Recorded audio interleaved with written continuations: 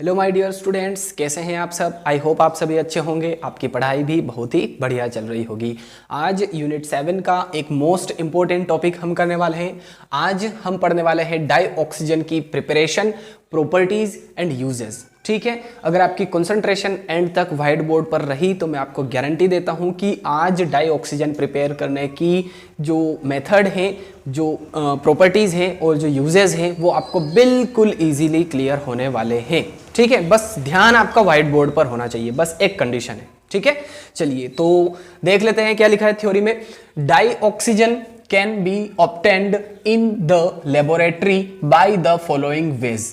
है ना, लेबोरेटरी में हम दो तरीकों से डाई ऑक्सीजन को प्रिपेयर कर सकते हैं। तो पहला क्या तरीका है, लिखा है by heating oxygen containing salts such as chlorates, nitrates and permanganates. है ना, ऑक्सीजन कंटेनिंग जो सॉल्ट्स होते हैं जैसे कि क्लोरेट्स या नाइट्रेट्स या फिर परमैंगनेट्स, तो इनको हम जब हीट करते हैं तो यहां पर ऑक्सीजन गैस इवॉल्व होती है। ऑक्सीजन बोले या डाई ऑक्सीजन बोले एक ही चीज है। ठीक है, तो यहां पर एग्जांपल लिया है हमने पोटेशियम क्लोरेट का, है ना, क्योंकि क्लोरेट में भी क्या है, यहां पर ऑक्सीजन प्रेजेंट है। ठीक है, तो 2KClO3 इसको जब हम हीट करेंगे और MnO2 की प्रेजेंस में हीट करेंगे तो यहां पर देखिए क्या फॉर्म हो जाएगा, 2KCl तो एज इट इज बाहर हो जाएगा और 3 2 6 तो 3O2 गैस इवॉल्व हो जाएगी। है ना, 3 टाइम्स ऑक्सीजन गैस यहां पर इवॉल्व हो जाएगी। तो इस तरह से भी हम ऑक्सीजन को प्रिपेयर कर सकते हैं। अब दूसरी मेथड क्या है, लिखा है by the thermal decomposition of the oxides of the metals low in the electrochemical series and higher oxides of some metals। ठीक है, जो इलेक्ट्रोकेमिकल सीरीज है उसमें जो नीचे के एलिमेंट्स हैं, है ना, नीचे की जो मेटल्स हैं उनके ऑक्साइड्स को हम थर्मल डिकम्पोजिशन के थ्रू ऑक्सीजन प्रिपेयर कर सकते हैं, या फिर एक और दूसरा तरीका है higher oxides of some metals. है ना, कुछ मेटल्स के जो हायर ऑक्साइड्स होते हैं उनका हम थर्मल डिकम्पोजिशन करके भी ऑक्सीजन गैस यहां पर प्रोड्यूस कर सकते हैं। ठीक है, तो यहां पर देखिए 2Ag2O, तो यहां पर हमें कुछ भी नहीं करना है, ऑक्सीजन गैस इवॉल्व करनी है, बाकी जो बचा है उसको लिख देना है। तो ऑक्सीजन गैस इवॉल्व हो गई तो यहां पर क्या बचा, 4 टाइम्स Ag बचा, तो ये लिख दिया हमने 4Ag। है ना, 4Ag प्लस O2 हो गया। यहां पर ऑक्सीजन गैस इवॉल्व होगी तो क्या बचेगा, 2Hg। ठीक है, तो ये हो गया 2Hg प्लस O2। ठीक है, 2Hg प्लस O2। अब यहां पर 2Pb3O4, है ना, तो ये हो जाएगा 6PbO, 6PbO plus O2 gas evolve हो जाएगी। है ना, ऑक्सीजन कितने हैं यहां पर, 8 है, तो 6 ऑक्सीजन यहां पर हो गए, 2 ऑक्सीजन। ठीक है, सही है, बैलेंस है। अब यहां पर क्या हो जाएगा, 2PbO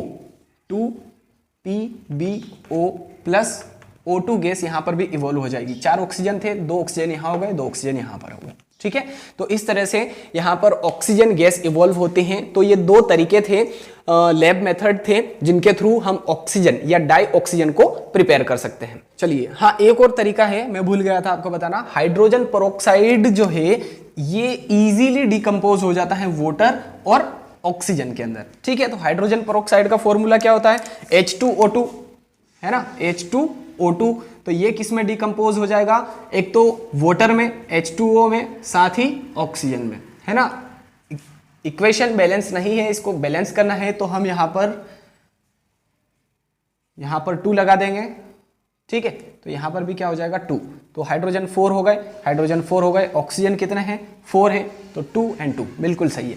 ठीक है, तो कुछ इस तरह से हम ऑक्सीजन को प्रिपेयर कर सकते हैं। अब इंडस्ट्रियली हम ऑक्सीजन को कैसे प्रिपेयर करें, तो ये भी यहां पर लिखा है, मेथड लिखी है।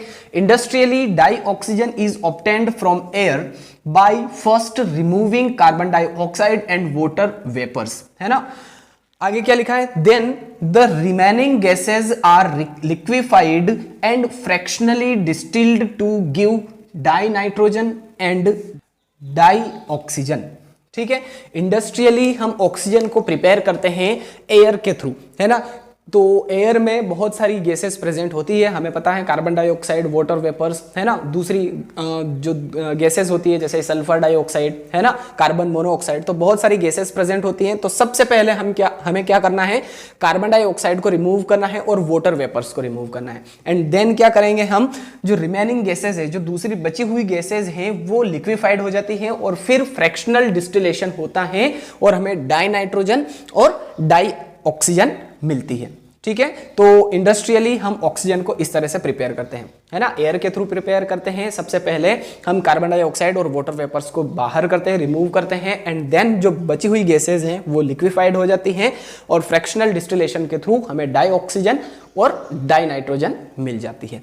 तो ये प्रिपरेशन मेथड थी, है ना। लैब में हम कैसे प्रिपेयर कर सकते हैं ऑक्सीजन को और इंडस्ट्रियल लेवल पर हम कैसे प्रिपेयर कर सकते हैं। अब इसकी प्रॉपर्टीज एंड यूजेस हम देखने वाले हैं। ठीक है, चलिए गाइस, कुछ प्रॉपर्टीज और यूजेस हम डाई ऑक्सीजन गैस के देख लेते हैं। फर्स्ट प्रॉपर्टी है इसकी, dioxygen is a colourless, tasteless and odourless gas, है ना। टेस्टलेस होती है, कलरलेस होती है और ओडरलेस होती है। ओडरलेस यानी कि इसकी कोई स्मेल भी नहीं होती है, ठीक है, और टेस्टलेस और कलरलेस होती है। सेकंड पॉइंट है, it is slightly soluble in water, it liquefies at 90 kelvin and freezes at 55 kelvin. ठीक है, स्लाइटली सोल्यूबल होती है यानी कि वाटर के अंदर इतनी ज्यादा डिसॉल्व नहीं होती है, कम डिसॉल्व होती है, बट जितनी डिसॉल्व होती है ना उतनी काफी होती है एक्वाटिक लाइफ के लिए।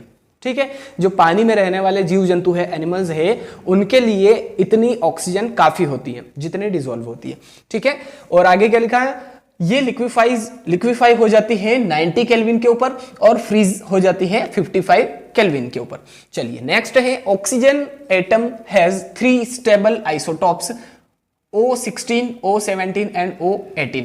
ठीक है, आइसोटॉप्स क्या होते हैं, आइसोबार्स क्या होते हैं, 11th का टॉपिक है ना। आइसोटॉप्स का मतलब ये होता है कि जो इनके एटॉमिक नंबर हैं वो सेम रहते हैं बट एटॉमिक मास डिफरेंट होते हैं। और आइसोबार्स का मतलब ये है कि एटॉमिक जो मास है वो सेम रहता है बट एटॉमिक नंबर डिफरेंट रहता है।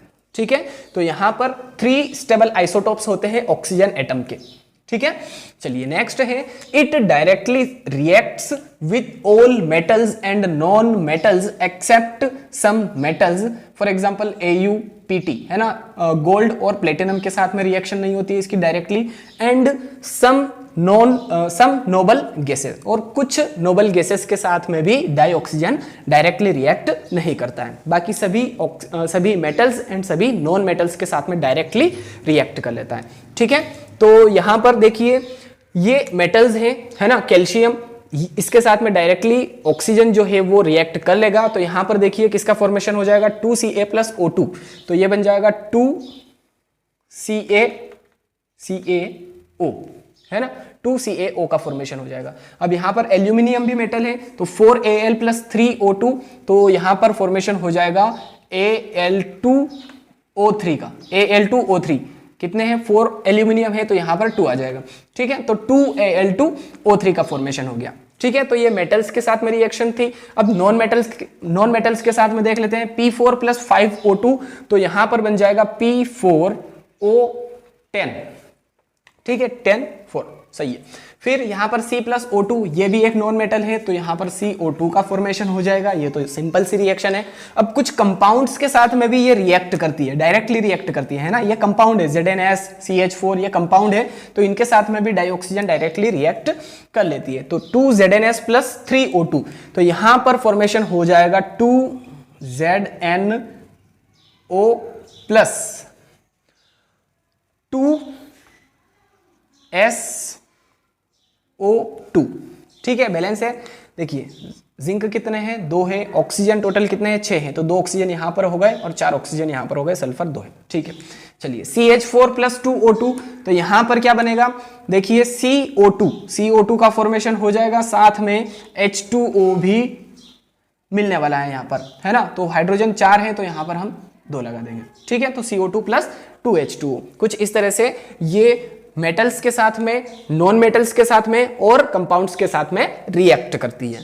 अब हम बात करते हैं यूजेस की। तो फर्स्ट यूज यहां पर लिखा है in normal respiration and combustion process, है ना। नॉर्मल रेस्पिरेशन जो है उसमें ऑक्सीजन तो हम यूज करते ही है, बिना ऑक्सीजन के हम जिंदा नहीं रह सकते, ठीक है। तो ये वही ऑक्सीजन है, डाई ऑक्सीजन कहें या ऑक्सीजन कहें। तो नॉर्मल रेस्पिरेशन में और कंबशन में, है ना, कोई भी चीज जलती है तो वहां पर ऑक्सीजन मस्ट कंपलसरी है, बिना ऑक्सीजन के कोई भी चीज जल नहीं सकती है। तो नॉर्मल रेस्पिरेशन में एंड नॉर्मल कंबशन प्रोसेसेस में डाई ऑक्सीजन का यूज होता है। सेकेंड है oxy hydrogen and oxy acetylene flames are used for cutting and welding of metals, है ना। आपने देखा होगा गैस वेल्डिंग करते हुए, है ना। गैस वेल्डिंग में ये चीजें होती हैं, oxy hydrogen and oxy acetylene flames का यूज किया जाता है मेटल्स को कट करने के लिए और फिर उनको कनेक्ट करने के लिए, जोड़ने के लिए या वेल्ड करने के लिए, ठीक है। तो वेल्डिंग करने के लिए और फिर कटिंग करने के लिए, मेटल्स की वेल्डिंग और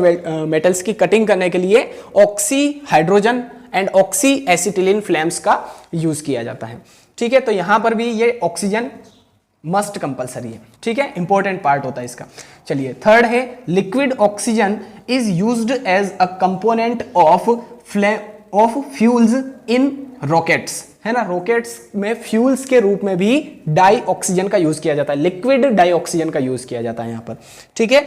चलिए नेक्स्ट है a mixture of liquid O2 यानी कि dioxygen and coal dust is employed in place of dynamite in coal mining, ठीक है। कोल माइनिंग मीन्स कोयले की खदानों में डायनामाइट की जगह पर किसका यूज किया जाता है, लिक्विड ऑक्सीजन और कोल डस्ट का, ठीक है। डायनामाइट की जगह पर लिक्विड ऑक्सीजन और कोल डस्ट का यूज किया जाता है कोयले की खदानों में, ठीक है, विस्फोट करने के लिए, है ना। डायनामाइट का काम क्या होता है, विस्फोट करता है, तो उसकी जगह पर coal dust and liquid oxygen का यूज किया जाता है। तो ये कुछ प्रॉपर्टीज एंड यूजेस थे डाई ऑक्सीजन के।